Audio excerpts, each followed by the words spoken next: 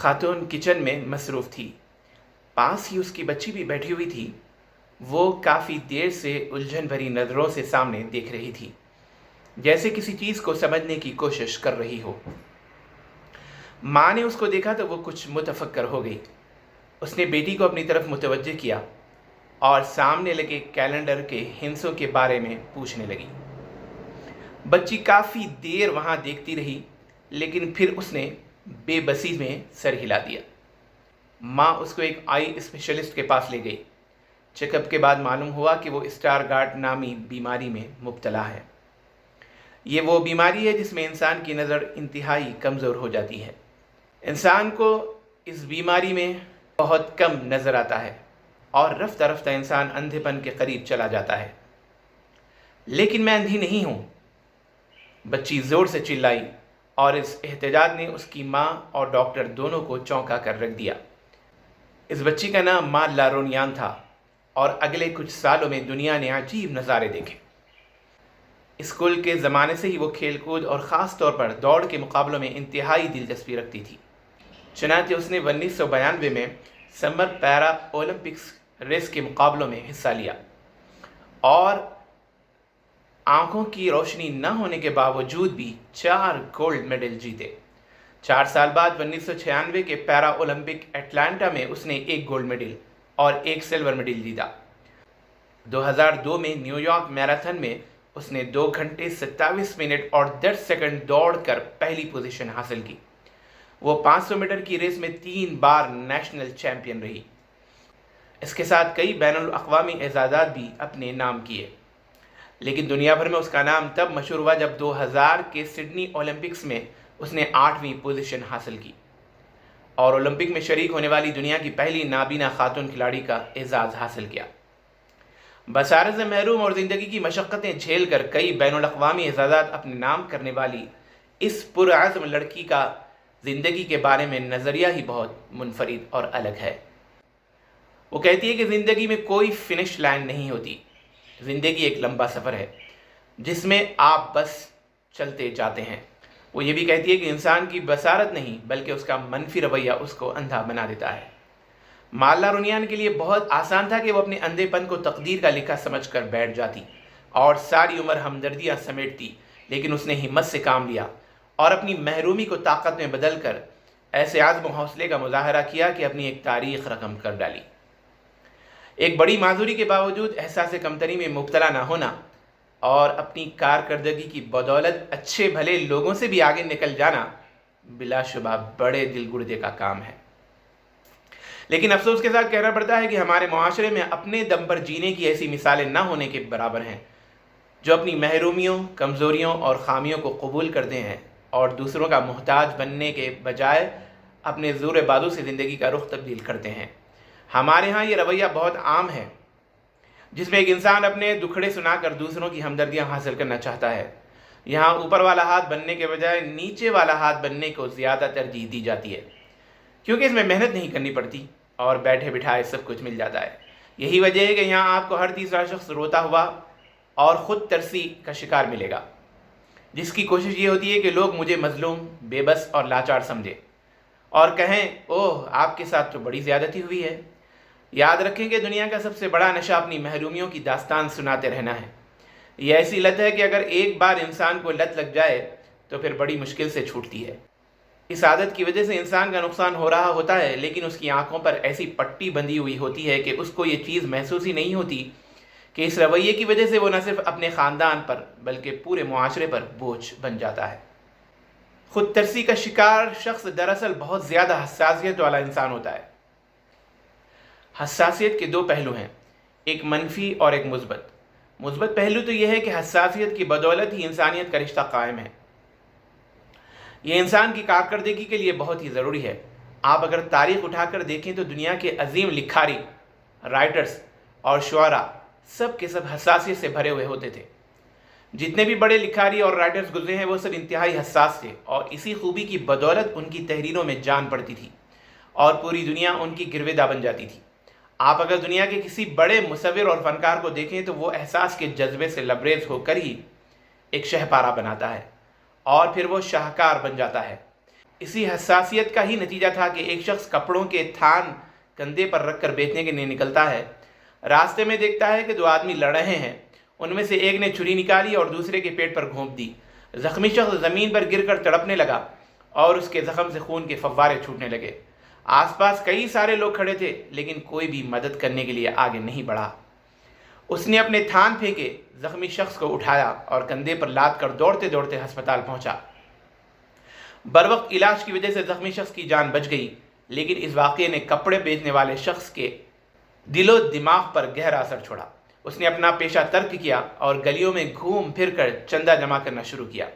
تھوڑے ہی عرصے میں وہ ایک ڈسپنسری بنانے میں کامیاب ہو گیا، پھر ایمبولینس بھی خرید لی اور کچھ ہی عرصے میں اس نے ایسی فاؤنڈیشن کی بنیاد رکھی جو نہ صرف پاکستان میں بلکہ ملک سے باہر بھی لوگوں کی خدمت میں پیش تھی اور اب بھی ہے۔ کپڑے بیچنے والا یہ شخص عبدالستار ایدھی تھا اور جب وہ فوت ہوا تو 21 توپوں کی سلامی کے ساتھ اس کو دفن کیا گیا۔ احساس کے جذبے نے اس کو عام سے خاص انسان بنا دیا تھا۔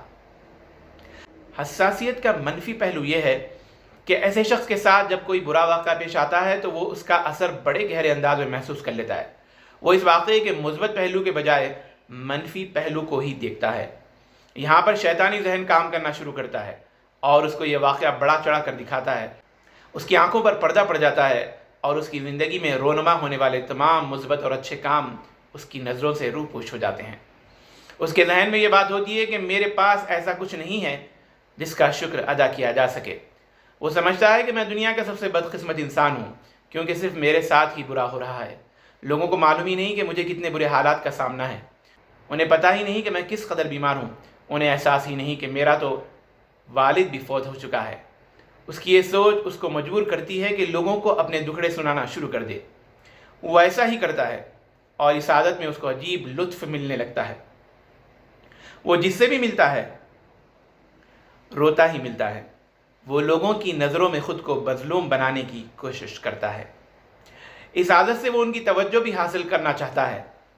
وہ لوگوں کے منہ سے اپنے لیے یہ جواز بھی کہلوانا چاہ رہا ہوتا ہے کہ ہاں بھائی تم بالکل حق پر ہو۔ اس رویے سے دراصل وہ اپنی ذمہ داریوں اور نالائقیوں سے فرار حاصل کرنا چاہتا ہے۔ وہ ذاتی ذمہ داری قبول ہی نہیں کرنا چاہتا۔ اس کو بس ایک بیساکھی کی تلاش ہوتی ہے جس کے سہارے وہ اپنے آپ کو کھڑا رکھ سکے۔ یہی وجہ ہے کہ جب وہ اپنی فریاد سنا رہا ہو اور سننے والا اس کو کہے کہ بھائی آپ کی بھی ذمہ داری بنتی ہے کہ آپ یہ کام کریں، تو یہ جملہ سن کر ہی وہ بدک جاتا ہے اور کہتا ہے کہ نہیں، آپ مجھے سمجھ ہی نہیں رہے ہیں۔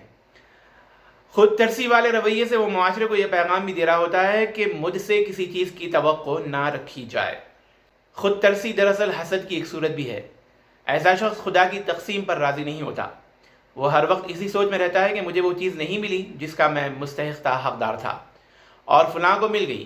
اس پر شیطانی سوچ حاوی ہو جاتی ہے جو اس کو مظلوم اور دوسروں کو ظالم بنا کر پیش کرتی ہے۔ ایسے لوگ انا میں مبتلا ہوتے ہیں۔ انسان جب انا پرست بن جاتا ہے تو پھر اس کی دو صورتیں ہوتی ہیں۔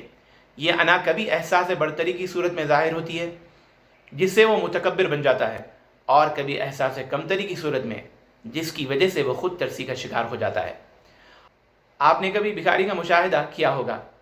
ایک پیشہ ور بھکاری جب آپ کے سامنے ہاتھ پھیلاتا ہے تو وہ اپنی باڈی لینگویج، اپنے الفاظ اور چہرے کے تاثرات سے خود کو اس قدر قابل رحم اور قابل ترس بنا کر پیش کرتا ہے کہ انسان اس کو 2-4 پیسے دے ہی دیتا ہے۔ یہی حال خود ترسی کے شکار شخص کا بھی ہے۔ وہ بھی اپنے حالات کو رونا رو کر آپ سے ہمدردی کی بھیک مانگ رہا ہوتا ہے، لیکن اس کو معلوم نہیں ہوتا کہ اس عادت کی وجہ سے وہ اپنی قدر و منزلت کھو بیٹھتا ہے۔ انسانوں کی نظروں میں اس کی عزت کم ہو جاتی ہے۔ جب لوگوں کو معلوم ہو جاتا ہے کہ یہ بندہ تو ہر وقت روتا ہی رہتا ہے تو وہ بھی اس سے بچنے اور جان چھڑانے کی کوشش کرتے ہیں۔ خود ترسی کا ایک بڑا نقصان یہ ہوتا ہے کہ اس سے انسان کی کارکردگی بالکل ہی زیرو ہو جاتی ہے، کیونکہ جب وہ یہ سوچ رکھتا ہے کہ میرے ساتھ ہی ظلم کیوں ہو رہا ہے تو پھر وہ اپنے کام اور اپنی ذمہ داریوں میں کوئی دلچسپی نہیں لیتا، اور اسی وجہ سے اس کی پروڈکٹیوٹی ختم ہو جاتی ہے۔ خود ترس انسان زندگی میں ترقی نہیں کر سکتا، کیونکہ ترقی کرنے اور آگے بڑھنے کے لیے خود توقیری کا ہونا اور اپنی ذات میں معتبر ہونا بہت ضروری ہے، جبکہ خود ترس انسان اس خوبی سے محروم ہوتا ہے۔ جو انسان اپنے آپ کو نہیں مانتا تو دنیا اس کو کیسے مانے گی۔ خود ترس انسان خود کو بہتر کرنے کے لیے قدم نہیں اٹھاتا، کیونکہ یہ پورے معاشرے سے گلہ مند ہوتا ہے۔ اور یہ چیز اسے خود کو بہتر بنانے کی طرف متوجہ ہی نہیں کرتی۔ خود طرز انسان مالی ترقی بھی نہیں پا سکتا، کیونکہ اگر وہ مالدار ہو جائے تو پھر اپنی مظلومیت اور لاچارگی کی داستان کسے سنائے گا؟ ایسے لوگوں کے تعلقات بھی کمزور ہو جاتے ہیں، کیونکہ ان کے پاس بیٹھنے والے انسان کی امید بھی ان کی باتوں کی وجہ سے ختم ہو جاتی ہے۔ وہ بھی خود کو مایوس محسوس کرتا ہے، اور اسی وجہ سے لوگ ان سے دور رہنے کی کوشش کرتے ہیں۔ خود طرز انسان کی زندگی میں مسائل کا انبار ہوتا ہے، کیونکہ وہ ناشکرا ہوتا ہے، اور ناشکر شخص کے پاس موجود نعمتیں بھی ایک ایک کر کے ختم ہو جاتی ہیں۔ خود ترسی ختم کرنے کے لیے پہلا قدم یہ ہے کہ ایسا شخص سب سے پہلے اپنی سوچ بدلے۔ جن منفی چیزوں کو سوچ کر اس نے اپنی زندگی کو بدتر بنایا ہوا ہے، اس کی جگہ مثبت چیزوں کو دیکھے۔ وہ اس حقیقت کو تسلیم کرے کہ زندگی میں 100% برا نہیں ہو رہا ہوتا۔ منفیت کی مقدار 20% ہوتی ہے، باقی 80% چیزیں اچھی ہو رہی ہوتی ہیں۔ لیکن انسان کا نفس بار بار اس کے سامنے وہی 20% منفی چیزیں لاتا ہے، جس سے وہ سمجھتا ہے کہ میری زندگی میں تو اچھی چیزیں ہیں ہی نہیں۔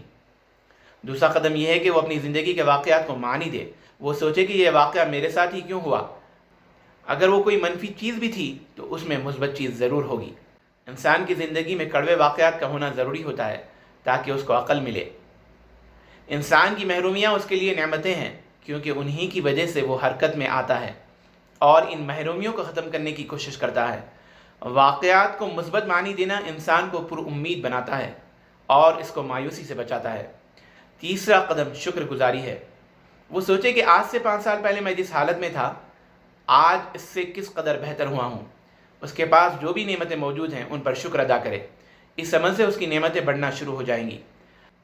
اگر اس کے ساتھ کوئی منفی واقعہ پیش آتا ہے تو وہ اس کے بارے میں یہ نہ سوچے کہ یہ میرے ساتھ ہی کیوں پیش آیا، بلکہ اس کو زندگی کا حصہ سمجھے اور خود سے یہ سوال پوچھے کہ میں اس کائنات میں کیوں ہوں، میری زندگی کا مقصد کیا ہے۔ جب انسان کی نظر اپنے مقصد حیات پر ہوگی تو پھر چھوٹے چھوٹے واقعات اس کو مایوس نہیں کریں گے، اور نہ ہی وہ خود ترسی کا شکار ہوگا۔